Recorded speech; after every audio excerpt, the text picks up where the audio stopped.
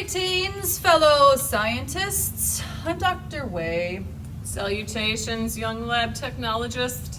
I'm Dr. Yah. And behind us, ever faithful, we have Dr. Zeke. And we are so glad that you have once again joined us as we go mad for the gospel. So before we get too far into this, I have a question for you, Dr. Way. Ooh, I might have an answer for you. Who was your favorite teacher growing up? Ooh, that's pretty easy. Yeah? Yeah. Carol Roglin. Oh, she's a member of our church She is a member of our church now, yep. And what did she teach you at school? I had her for a couple classes, actually. So I had her for chemistry, and I had her for a math class. I believe it was geometry. Influenced you to go into this field of science technology? Yeah, right? No, I didn't think I did very well in chemistry, but that's okay. What was it about Mrs. Roglin that you liked so much and that you kind of followed her? Oh, okay. Well, she's very sweet, very outgoing, very kind, very loving. It's very clear that she loves Jesus, and that was an important part of, going to school at Milwaukee Lutheran. Another thing would be, I don't think I've ever seen her sad. She always has a smile on her face. I mean, literally, you could just pick up any conversation.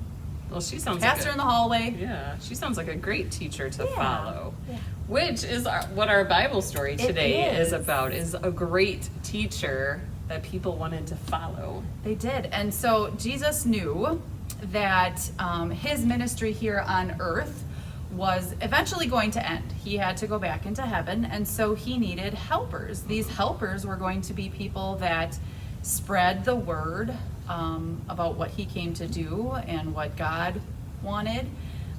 So Jesus had 12 to start out with, 12 very special helpers. Some of them were already his friends. Some he came across and knew that they would be good.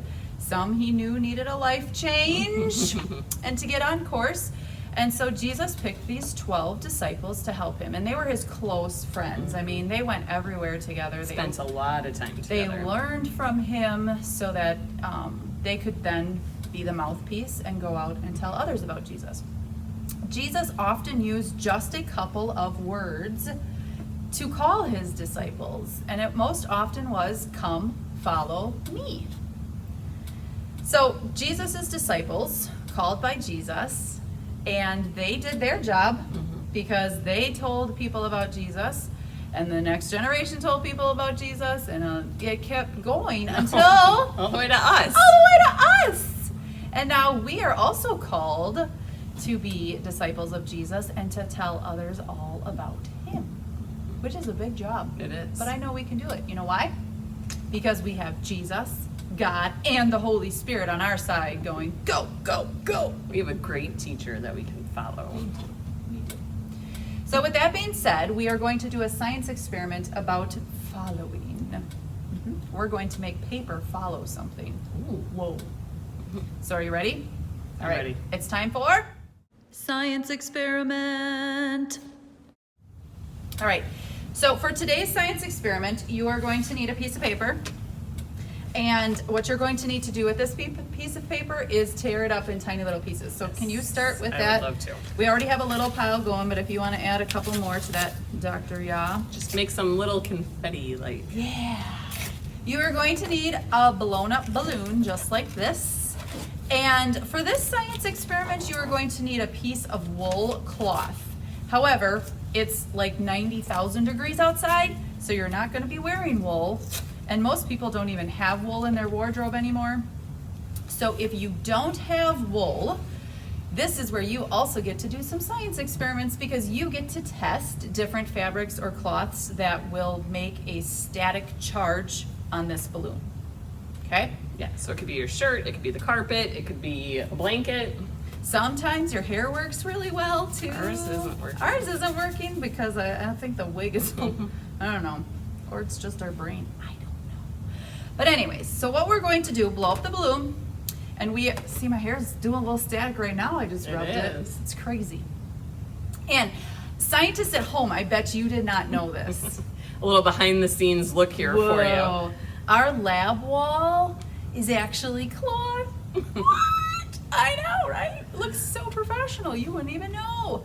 So I am going to rub the balloon on our lab wall, and then I am going to cover or hover over the little pieces of paper that I've laid out, or Dr. Yah has laid out. So are you ready to watch? All right, keep a close eye on all things. So we're gonna rub the wall, get it nice and charged up. Oh, did you see that paper jump? And look, they It's even stuck stuck. to the balloon. All right, let's try it one more time.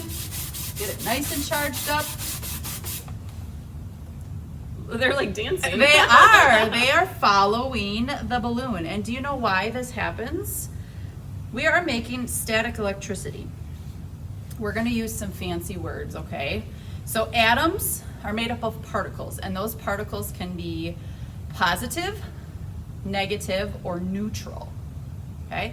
So when we started with the balloon, we gave it a charge, a negative charge, by rubbing it against the fabric.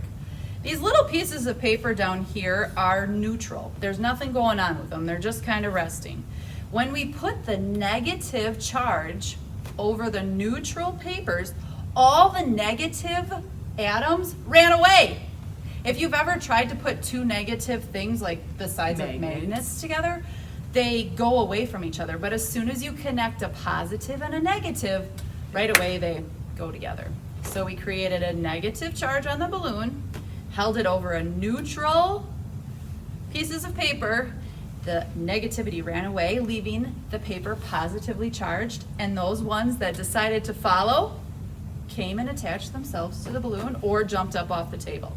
Like we said, you kind of have to play with your static electricity charge. And if you can, we would love to see videos of you guys doing this at home. So make sure you send them to us so that we can see too how your science experiments went. And as you're doing this science experiment, remember that just like Jesus calling the 12 disciples by saying, "Come follow me," we are also given that same call to follow Jesus and tell others about his wonderful love and saving grace.